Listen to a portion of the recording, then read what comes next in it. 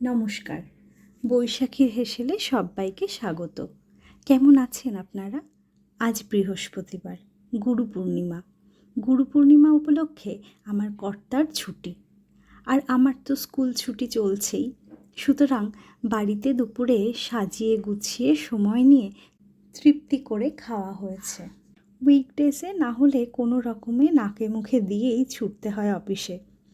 আজ রান্না করেছি সরু সরু লম্বা লম্বা আলু ভাজা, লম্বা করে পটল ভাজা করেছি, রসুন কাঁচা লঙ্কা দিয়ে পাট শাক করেছি একটু ঝোলঝোল করে, ছোটো মাছের চচ্চড়ি পেঁয়াজ আর টমেটো দিয়ে করেছি, মাংসের মতন করে একটু কষা কষা ঝাল ঝাল করে এঁচোড় চিংড়ি রান্না করেছি, আর রুই মাছের ঝাল। আমি কিন্তু খুব জানতে ইচ্ছুক আপনাদের আমার রান্না পরিবেশন, রান্না কেমন লাগে। যদি সত্যিই ভালো লাগে তবে আমার একটা ছোট্ট অনুরোধ, লাইক শেয়ার করার।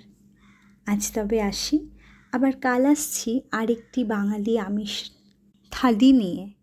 তবে আজকের মতো বিদায় জানাই। সবাই সবার পরিবারকে নিয়ে সুস্থ থাকবেন, ভালো থাকবেন। নমস্কার।